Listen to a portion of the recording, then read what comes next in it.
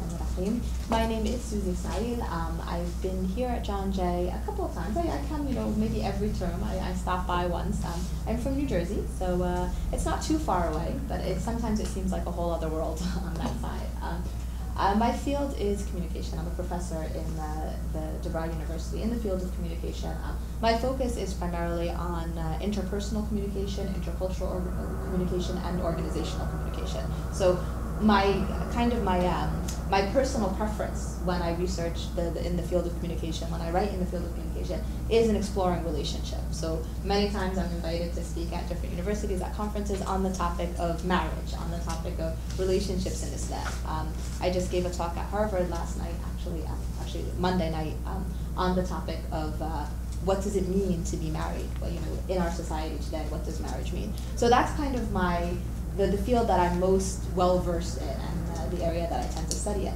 But I'm also currently a student of Islamic sciences, and I'm studying fiqh and usul, and trying to really improve myself in that area as well. So the topic that I was asked to speak about today is the topic of Ikhlaas, purity of intentions, understanding what Ikhlaas is, and how we as Muslims can integrate that Ikhlaas in everything that we do.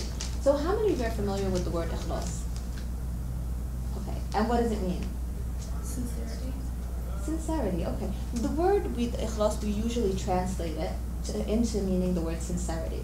But there's a lot more than just what the word sincerity can encompass. So Ikhlaas has, we have a hadith on Rasul sallallahu alaihi wasallam that says, "Ad-din Ikhlaas." That means our religion is Ikhlaas. When you say our religion is sincerity, if you're just taking the word Ikhlaas to mean sincerity, it becomes difficult to encompass truly what aspects that really covers. Because sincerity, and a lot of times we'll find this in the translation of Arabic words to English, you can't find the exact word to cover it. So we're going to try to delve a little deeper into what it means to have Ikhlaas and how you can integrate that in your life and everything that you do as a Muslim. So first off, where in the Quran do we see the word Ikhlaas? Al-Ikhlaas. Surah Al-Ikhlaas, okay. One of the first surahs that we learn, it's one of the first surahs that my children were taught. It's a surah that we repeat often in our prayers. But what does the Surah Al-Ikhlaas focus on? What is the theme, the main concept in Surah Al-Ikhlaas? I think Ahad one, Allah is one, just basically monotheism. Excellent, exactly. Surah Al-Ikhlaas focuses on Tawheed. Qul huwa Allahu ahad, right? That Allah subhanahu wa ta'ala is one. And the fact that Surah Al-Ikhlaas, the focus of it is on Tawheed, but it's the name of the surah is Al-Ikhlaas, helps us get a better concept or idea of what Al-Ikhlaas is. Okay?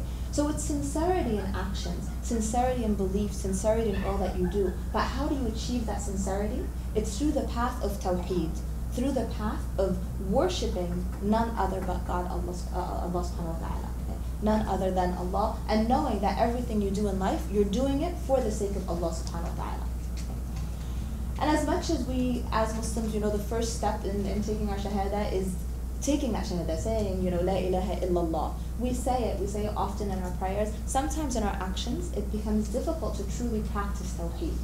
And when we get to the point where we can practice tawheed in all of our actions, that means we're getting closer and closer to the concept of Ikhlaas. Now the interesting thing about Surah Al-Ikhlaas is that when we look at the Rasul sallallahu alaihi wasallam in his prayers, it was said that he would group different surahs together, where he would pray, the first rak'ah with one surah and the second rak'ah with another surah, and in kind of praying with these two different surahs, it would give more meaning and more understanding for the Sahaba and those who prayed around him of the surahs and the context of the surahs. So often when the Rasul sallallahu alaihi wasallam would pray in one rak'ah with Surah Al-Ikhlaas, he would also pray with what other surahs? Which ones do you think? The other two. Yes. قُلْ يَا أَيُّهَا الْكَافِرُونَ and قُلْ أَعُوذُ بِرَبِّ النَّاسِ. Okay, so with Surah Al-Nas and Surah Al-Kafirun. And those surahs would often be grouped together, just as in the Quran, when you see them, they're near each other, those three surahs. Okay? And it's because when you look at the surah of Al-Kafirun, قُلْ يَا أَيُّهَا الْكَافِرُونَ, and you look at the surah of Al-Nas, قُلْ أَعُوذُ بِرَبِّ النَّاسِ, both surahs talk about what can take away from our Ikhlaas, what can pull us away from our sincerity. So قُلْ يَا أَيُّهَا الْكَافِرُونَ is a surah that talks to those who are practicing a different religion. Right? So لَكُمْ دِينَكُمْ وَلَيَّ دِينِ. You have your religion and I have my religion. Right? And that surah talks about the kafirun that could, the people, the external, that might pull someone away from ikhlas, that might pull someone away from actions of sincerity. And قُلْ أَعُوذُ بِرَبِّ النَّاسِ مَلِكِ النَّاسِ إِلَيْهِ النَّاسِ مِنْ شَرِّ الْوَسْوَاسِ الْخَنَّاسِ. In that surah, in Surah An-Nas, we're seeking refuge. We're seeking refuge from that waswas, from the internal, from the shaitan, from what could pull us away even further from the deen. So it's both the external balance and the internal balance. And you can't reach that path of sincerity until you've addressed both, the external and the internal. And it's a constant struggle. Because, for those of you who said you were psychology majors, I'm sure you studied the id, the ego, and the superego, right? No, too much, right? Too much, okay. So in our deen, in Islam, we're told in the Quran that we have 3 nafs. We have a nafs al-lawwama, we have a nafs al-ammara, and we have a nafs al-mutma'inna. A nafs al-ammara bisu is the nafs, which, and you can give me the psychological balance here. A nafs al-ammara bisu is the lower self, which would be lower self? The lower self. There's the id, the ego, and the superego. Yeah. I mean, it is the unconscious, ego conscious, and superego, I used to always think of it as like the reality principle, morality principle, and the unconscious principle. So, could be, I want to say id. Yes. And nafs al-ammara bisu is most often related to the id. It's the nafs, it's that self that's inside of us that pushes us to kind of do wrong. Okay? So, let's say, how many of you drive? I know we're in New York City, a lot of people don't drive. Okay, but you drive, all right. So let's say it's a red light, right? Or it's yellow, and it's just about to turn red. And you know that as you're passing under that traffic light, it's going to turn red, right? What do you do before you step on the gas? You get a rush of adrenaline. You get a rush of adrenaline, good. And usually you'll kind of look around. What are you looking around for? Cops, right? You just want to make sure not a pedestrian. I mean, that would be good if you're looking for pedestrian. Yeah. Usually, you're looking for a cop, right? You want to make sure that there's no cops around, right? And then you step on it. And if you see a cop from the corner of your eye, what are you going to do? Right? That's like when you step on the brakes and you stop all of a sudden, right? As a Muslim, when you are in that situation, if you choose to step on the gas and pass that red light because nobody is around, then that's a lack of ikhlas. Because you're not being sincere in your actions of when you got your driver's license and you signed on the back of it. You were essentially signing, committing to following all the rules of the road regardless of whatever state you're driving in. Okay? So when you step on the gas, knowing full well that you're breaking one of the laws that you committed not to break, but you're doing it because you know there's no cops around, then this is a lack of ikhlas. But if you see that yellow light, okay, and you know in your mind, I could probably pass it, but you stop yourself, okay, and you say, you know what, I'm not going to pass it because that would be breaking the law, then you've gone beyond al-nafs al-ammara, and you're reaching the point of al-nafs al-mutma'inna because you're acting with ikhlas. Because you know that there's no cop there to see you. But you're still going to follow the rules. You're still going to follow the letter of the law because you want to maintain that commitment. And in having ikhlas in our deen, it's knowing that no matter what we do, there is always going to be that superior power. There's going to be Allah subhanahu wa ta'ala who knows what it is that we're doing. But our nafs al-ammara will try to convince us, it's okay. Nobody will know, what's the big deal? If you miss Salat al-Dhuhr, it's okay. You can skip it and you can pray it later on, okay? If you skip Salat al-Asr, it's okay, just make it up the next day, right? And oftentimes that nafs al-ammara will push us away from the deen. And if we give in to the nafs al-ammara, again we move away from al-ikhlas. And nafs al-lawwama is the nafs that kind of reminds us, I guess it would be similar to the ego. It's that conscience. It's that you pass the red light and some little part of you is like, oh man, you shouldn't have done that, Or you pass that red light and then you hear woo, woo, woo, and like, oh man, you really shouldn't have done that. That's the nafs, that's the inside of us that kind of tells us that you might be about to commit a bad action. Maybe you shouldn't, maybe you should. So nafs al-lawwama can go either way. Okay? It can either pull you back away from an-nafs al-ammara, or it can push you towards an-nafs al-ammara, but you'd still feel bad about it. And then an-nafs al-mutma'inna. And when you look at the word mutma'inna, it actually, the translation of it would be the reassured self. But the reality of what an-nafs al-mutma'inna means is the sincere self. It's the self that acts with pure sincerity, with pure ikhlas in all the actions that are taken. So you're striving to make sure that you act consistently, knowing that Allah subhanahu wa ta'ala is watching, knowing that all you do, you're doing it for the sake of Allah subhanahu wa ta'ala. And it's being able to cross from that nafs that kind of tells you, oh, you know what, there's a whole bunch of people around you. Make your prayer really long so that they'll say, good job, you know, you're really religious. And we struggle with this today because we live in a very selfie-obsessed world, right? So we go onto our Facebook accounts, we go onto our Twitter accounts, we go onto our Instagram. And it's hard because sometimes we'll see something like, let's say, you're the type of person, you wake up consistently for Fajr. And that's written for you as a good deed because you wake up consistently for Fajr and you're waking up because you want to be close to Allah subhanahu wa ta'ala. You're waking up to have that connection with Allah subhanahu wa ta'ala before anybody else wakes up to have that. Or you're waking up for Qiyam al-Layl. But let's say, the next morning, you don't want to go advertise and tell people, oh, I wake up for Fajr all the time, because that would be riya. Riya is showing off, the opposite of sincerity. Okay? But, you post on Facebook, nothing like the scent of the dawn when you wake up, or love listening to the birds as they chirp, and this happens sometimes. And we may not be doing it with the intention of, look at me, guys, I'm getting up to pray Fajr every day. We may be doing it with the intention of, maybe this will encourage somebody else to get up and pray. But this is where the nafs comes into play. This is where our intentions are so important. إِنَّمَا الْأَعْمَالُ بِالنِّيَّاتِ. That truly the deeds are but by intention, are judged but by intention. Okay? So it's where we need to stop and ask ourselves, why am I posting about the birds at dawn? Am I posting it so that somebody will be like, oh, mashallah, she never skips Fajr prayer, this person prays in the masjid, this person gives to the poor? Or are we posting it because we truly want to encourage somebody else? And it's a really fine line because we're living in a world right now which is very individualistic, that tries to stress the focus of it's all about you.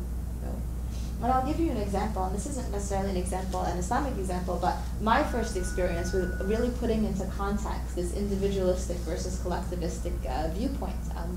Years ago, I worked at Johnson & Johnson, and it was probably the worst year of my life, but alhamdulillah, so it was corporate environment, and I was working computer-based things, and I didn't really enjoy it, but I had the opportunity while I was there to hire an assistant. And I was very excited because I had never hired anyone before. This was, me fresh out of college, and I'm like, oh yes, I get to hire someone, So I sat there researching what questions should I ask and what should I look for and whatnot. So it was the day where I was interviewing people, and I had, a stack of resumes, and I, whittled down the resumes to two who looked very good. One was an older woman who had spent most of her life in Asia. She seemed like she had a lot of experience. On paper, she looked like someone who would be a good candidate. The other one was a recent college graduate. He was president of this club, head of that organization, but he didn't have any real corporate experience. Okay? So I invited the woman in first for the interview, and I started asking her questions. And I asked her that question that I thought every interview had to have. I told her, what do you think you can offer this company? If I hire you, what would you bring to this company? The woman got very embarrassed kind of, and then her face turned bright red, and she said, I don't think I could offer anything, but as a team we could do X, Y, Z. As a team we could do A, B, C. So I was like, that's interesting. And then I called in the next candidate, who was the fresh college graduate, and I asked him the same question, and he was like, well, I single-handedly invented gravity, and I can do this and I can do that, and very, very sure of himself, very overconfident. So guess which one I wound up hiring? Okay, I was fresh out of college, guys, okay? I didn't. I actually hired the man because I thought the woman was just too self-effacing. She just didn't have it in her to be able to survive in the corporate environment. So guess how long the guy that I hired lasted in the position? A week. 7.5 days. by the half day of the next week, I was like, I can't take this anymore. So he really wasn't qualified for the position. He wasn't able to function in the role that I needed. So of course, since I was new at this whole thing and I had only interviewed 2 people, who did I have to hire? The woman. So I hired the woman. And she was amazing, mashallah. Like, she was just on point. She knew how to do everything. So about 3 years ago, we had a reunion of my department at Johnson & Johnson. And so I decided to go because several of the people that I used to work with were there. And so I met the woman there. And she's now the global head of marketing for Ethicon. So she's in a very, very high position. And so I went up to her and I'm talking to her and she was like, I really didn't like you when I first met you. So I was like, well, I didn't really like you either. And so she was like, I heard that I wasn't your first choice, that you hired someone else ahead of me. And I told her, I did. And I told her I personally thought that you weren't cut out for the job because you kept looking down, your face turned red, and you didn't really give me a good answer to that question. And she said, I was so angry at you. I was like, how could she ask me that type of question? Because I thought you were putting me on the spot and asking me to brag about myself. And she was new in the country, and she was saying, where I used to work in Asia, no one would ever do that to a potential employee. You wouldn't ask what an individual could offer because it wouldn't be about the individual. It would be about the group, about the team. And, subhanAllah, like years later, it makes sense, and it makes me realize how we come from a society that tells us, emphasize yourself. It's all about you. Make yourself look good. You have to be number one.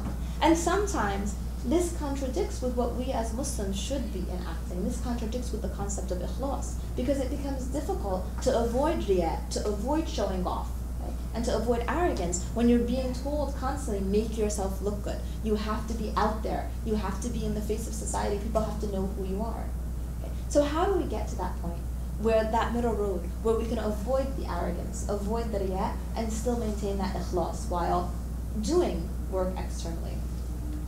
I think this is a topic that really applies very strongly to college students in particular, right? And all of you who are here have probably had some experience either organizing an MSA event or putting together a program, maybe standing on the dawah tables that they do in Times Square sometimes, things like that, right? And how many times in that process of putting together a program do you forget to pray one of the prayers? Or do you're rushing to help everything together, and it slips your mind that, the adhan for Maghrib just went on. And those are the times when you need to stop yourself and question and just ask, what am I doing this for? Why am I putting together this program? What is the purpose of it? And sometimes the answer might be, well, it's going to look really good on my resume. But recognize that if that is your intention, then you will get the benefit of it in the dunya. You won't get the benefit of it in the akhirah. But if your intention is that I am doing this for the sake of Allah subhanahu wa ta'ala, I am putting together this program because it's a way to call people to Islam, it's a way to educate others about our deen, it's this, and you see it as a way to get closer to Allah subhanahu wa ta'ala, then inshallah you'll get the benefit of the akhirah, and you'll also get the benefit of the dunya. The side benefit will be that it'll look great on your resume.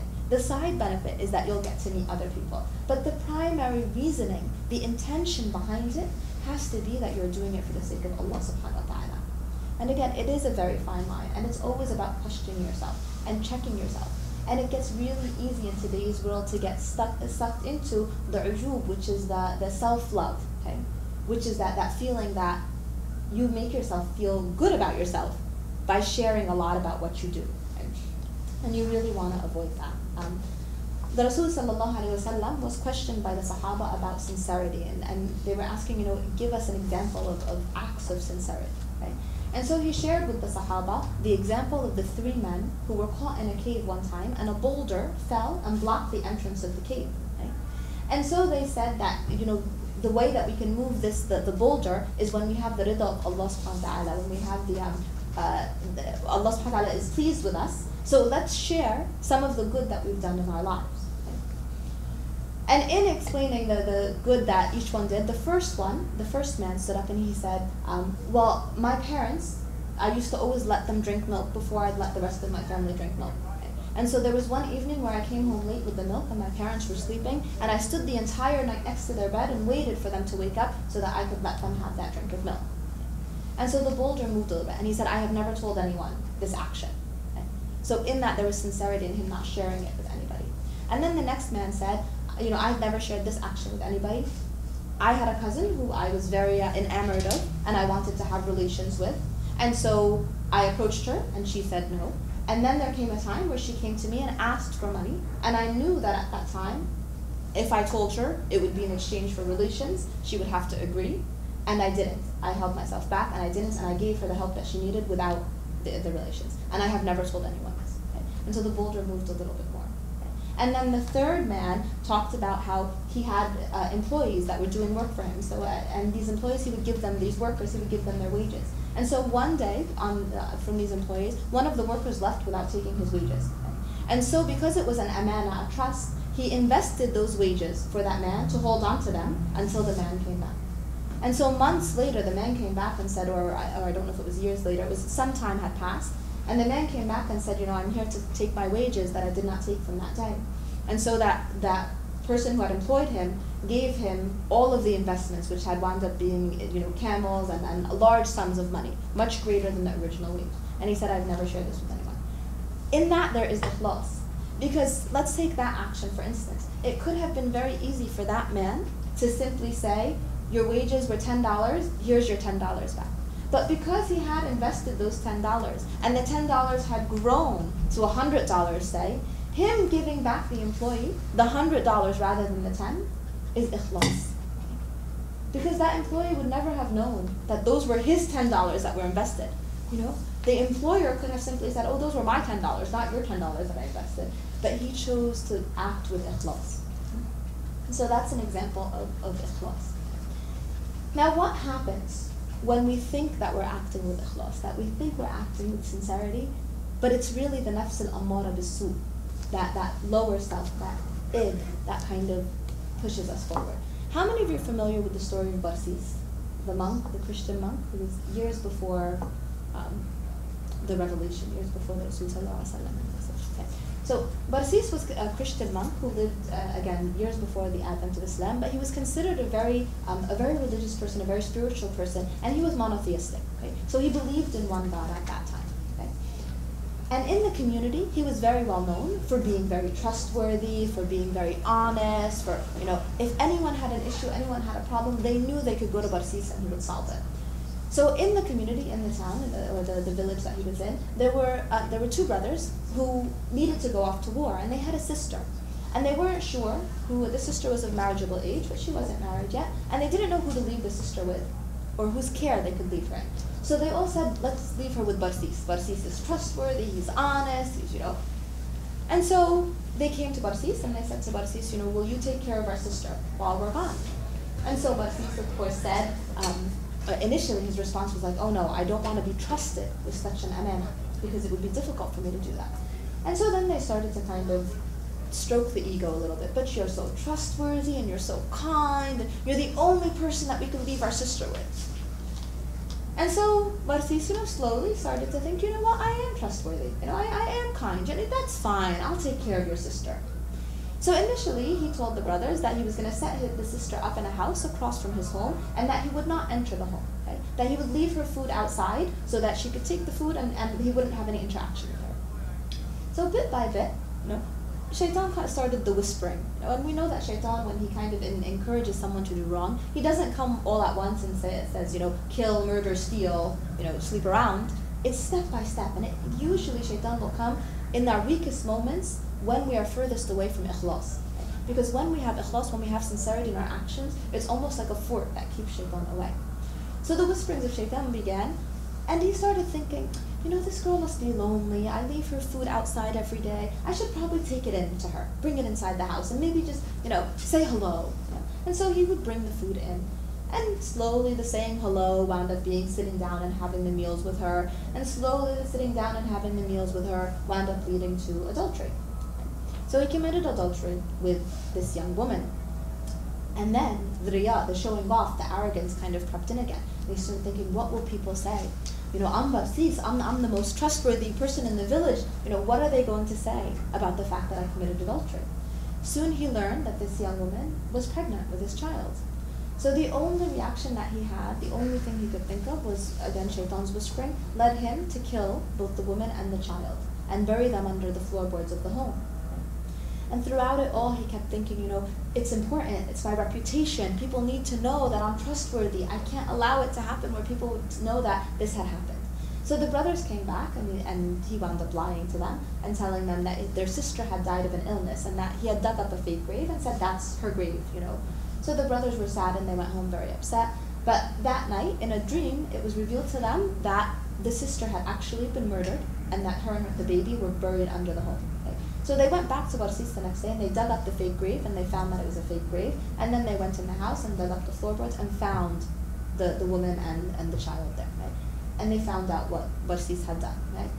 So at this point, Barsis, who was this pious monk, who was monotheistic, who believed in one God, was led to commit all of these actions by that sense of arrogance, by that riya that had come into his heart of showing off, of wanting to maintain that image of respectability, and that was so important to him. Right? So then, of course, the brothers said that justice had to be served and that he would have to receive his punishment, he would have to be killed. And so Shaitan came and whispered again in the ears of Barsis and said, "Make sajda to me." Now this is Barsis, who was monotheistic, who always said that he would never make sajda to Shaitan. He said, "Make sajda to me and I'll save you from all this mess that you're in." And so Barsis made sajda to Shaitan. And of course at that point Shaitan lifted up his hand and said, "You know what, I have nothing to do with you, and your judgment is with Allah subhanahu wa ta'ala." And so these were the steps that led to that action. A man who had lived his life as pious, externally, internally, because he wasn't connected with the actions, because so many of his actions depended upon what people said, what people thought. It was easy for him to fall into that negative, to fall into that shell, and go in the opposite direction. And that's what we have to kind of safeguard ourselves against. So how do we know whether or not our actions are sincere? Let's say we do something nice for someone, a relative. Let's say a relative is in trouble and we do something nice to them. Ask yourself how you feel. Let's say that relative doesn't even say thank you. Let's say that relative the next day is obnoxious to you or gives you the cold shoulder. If you find in yourself that you're upset by this and you're like, "Oh, how could he? I will never help him again," then you really have to question, what was your intention of helping in the first place? Was your intention that you're helping someone for the sake of Allah subhanahu wa ta'ala, or was your intention you're helping in order to receive the thank you? Now, if you help someone and you have that intention of you're helping for the sake of Allah subhanahu wa ta'ala and you get the thank you, then again it's like a double blessing. You're getting the purity of intention and you're getting the reward in the dunya as well. Okay? But it's a very fine line, and it's a matter of really reflecting within ourselves, constantly asking ourselves why. And especially in this mediated world, especially in this online, virtual realm that we have now, it's so easy to get sucked into that game of, this person posted this, I'm going to post this. This person is talking about how awesome their job is, I'm going to talk about how awesome my job is. This person talked about, how they just gave $1,000 to this cause, well, I'm going to talk about how I just raised $1,000 for this cause. And really, if you find yourself getting sucked into that game, it's time to kind of take a step back and really ask yourself, renew the intentions, renew the purpose of what it is that you're doing and why you're doing it. We have an example, for instance, in Khalid ibn Walid, who we know is an Islamic figure who we look up to, who, mashallah, had the concepts of Islam in his actions. And we know Khalid ibn Walid, when he was fighting under the Khalifa Umar radiallahu anhu, he was at a very high level, so he was like the leader of the troops. And Umar radiallahu anhu actually put him as one of the fighters rather than the leader, so his position was changed. So imagine, let's say you were the boss of a company, and suddenly the next day, your supervisor comes in and tells you, "Oh, you're not going to be the boss anymore. You're just going to be an employee." What would your reaction be? Would you be like, "Yeah, I'm cool with that"? No, right? You'd probably be upset. You probably wouldn't put in 100% effort anymore. Okay. Well, Khalid bin Walid fought even harder when he was not the leader anymore, right? And he fought with more strength and more vigor. And when he was asked why, his response was that he wanted to ensure that he was fighting for the sake of Allah subhanahu wa ta'ala, not for the sake of Umar. Right? And sometimes we need to do that. Just question ourselves, put ourselves in situations and in front of actions, and see, why are we doing these things? What is the reasoning behind it? as college students right now, we're all on a path, seeking knowledge, right? We're all trying to learn, right? And again, with seeking knowledge, it's one of the trickiest areas because, of course, we know in Islam, it's incumbent upon us to seek knowledge from the cradle to the grave, right? So we are required to seek knowledge. But the reasoning behind seeking that knowledge is very important. So Ibn Mas'ud told us that when seeking knowledge, do not seek knowledge if your intention with that knowledge is A, to argue with the fuqaha. So if you are saying, I want to better myself in Islam so that I can go and debate the scholars of Islam and about this fatwa or that fatwa, then stop yourself and really ask yourself, is that a good intention for seeking knowledge? Okay? Ibn Mas'ud also said, do not seek knowledge if your intention is for people to turn towards you and almost like a popularity kind of a thing. So don't seek knowledge if your intention is that people will look at you and point and be like, that's a knowledgeable person. That one right there, that's a smart one. This one has great amounts of knowledge.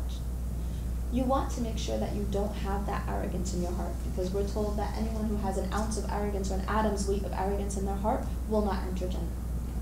And again, sometimes the more you learn within yourself, you might be like, oh, they know nothing, that's from shaitan.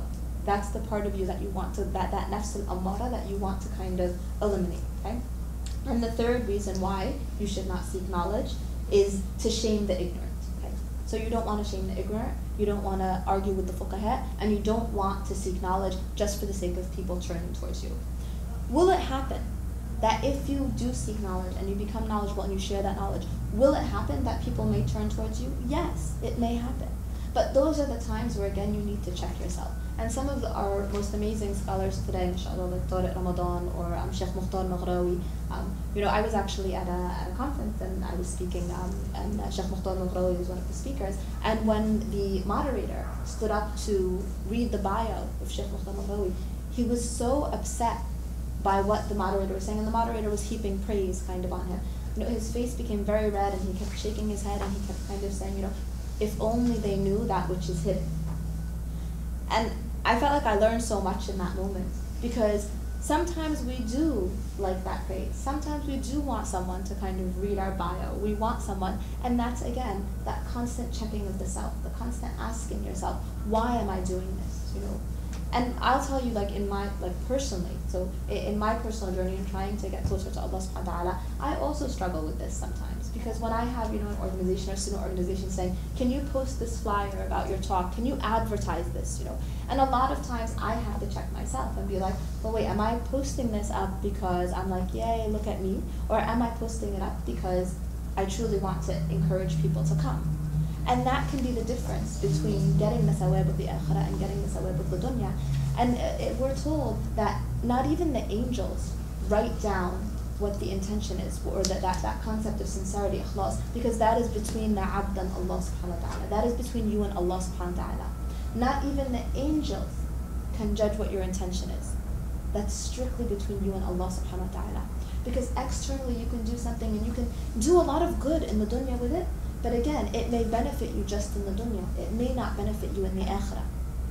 We know that the Rasul sallallahu alayhi wa sallam was sitting with the Sahaba, and there passed by three individuals. There was a martyr, a scholar, and a wealthy man who had given away all his wealth to the poor. And the Sahaba, as these three walked by, said, MashaAllah, these three are destined for Jannah. And then on the other area, there was a prostitute who was walking by. And so the Sahaba said, she's destined for the hellfire. And so the Rasul sallallahu alayhi wa sallam stopped them and told them the martyr, the man who gave all of his wealth to charity, and the scholar are actually destined for the hellfire. And the prostitute is destined to Jannah. Why? Because the other three, in their actions, committed their actions with the intentions of showing off, of riyah, of making sure that people pointed and looked and said, hey, look at those great guys. Okay. Whereas the prostitute committed an action in privacy without anybody seeing her, where there was a dog who was dying of thirst. And so she filled her shoe with water and let the dog drink from water, that water, without anyone seeing her. And she did it for the sake of Allah subhanahu wa ta'ala, to show that rahmah, to show that mercy to the creation of Allah subhanahu wa ta'ala. So subhanAllah, we live in a world where we're so quick to judge. where it's so easy for us to kind of point fingers and be like, oh, this one, she's wearing niqab, she's wearing hijab. And I say this from a woman's perspective, since we are all women here. We tend to judge, and we'll judge people based on what they wear, how they look, what they're dressed, and we forget that we all have our struggles. My struggle may not be the hijab. Maybe for me, the hijab is not difficult. But my struggle may be something internally. I might have difficulty waking up for Fajr every morning.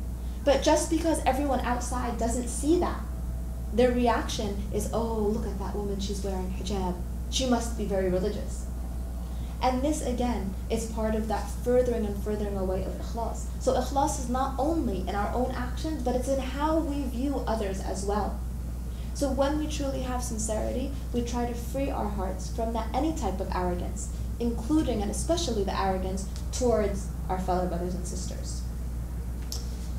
When we look at, I'm going to take us back to what we were talking about earlier about what you're living right now in the college life. Because as we grow, generations and generations of Muslims living in this country, we become very eager to kind of engage in spiritual activism. And spiritual activism is different than activism in politics or activism in the public sphere where, in the workplace or something. Because that activism is very defined, and that when let's say you're active in the political sphere, there's measurable outcomes that you're going for, that you want to happen. Spiritual activism is a little bit more difficult because it's usually focused on as da'wah work. And many of us are engaged in da'wah work, but not just the da'wah work of walking in the street as a Muslim and engaging in conversation, but actually putting together programs, putting together conferences, putting together events. And I'm seeing it more and more now, where every week there's a big conference going on in some state, and usually created by college students or young adults. And this is a great thing, but it's also a very dangerous thing for the nafs. Because when we look at the Rasul sallallahu alayhi wa sallam, the very first ayahs that were revealed to the Rasul sallallahu alayhi wa sallam were Iqra. Iqra bi-ismi rabbuka alladhi khalaq. Read and recite in the name of your Lord. So the Rasul sallallahu alayhi wa sallam was not first commanded, go tell the people about Islam. First he was commanded to read, to seek that knowledge. The next ayahs that were revealed to the Rasul sallallahu alayhi wa sallam were from Surah Al-Muzammil. Ya ayyuha al-Muzammil qum al-layla illa qalila. It was a commandment to the Rasul sallallahu alayhi wa sallam. Ya ayyuha al-Muzammil, Muzammil is like the covered one. It was a commandment for him to stand in the night and pray, to work on his own spirituality, to connect with Allah subhanahu wa ta'ala in the night when nobody sees it, when it would just be him and Allah subhanahu wa ta'ala. And then the third ayahs that were revealed, the third segment of ayahs that were revealed were from Surah Al-Muddathir. Ya ayyuha al-Muddathir qum fa'anzir. O you who is covered, O you who the Muddathir is like the cloaked one, O you who is cloaked, stand and warn the people. So the Rasul sallallahu alayhi wa sallam did not receive the revelation and right away go and tell the people. No, he received the revelation and he sought knowledge. He received the revelation and he connected with Allah subhanahu wa ta'ala in that area of the night, in the darkest part of night, when it's just you and Allah subhanahu wa ta'ala. And then he stood and he warned the people. And this is something we need to keep in mind when we become spiritual activists, when we work in this da'wah work, when we work in this line of trying to educate people about Islam. Because it's very rewarding work, but it can be rewarding in two different ways.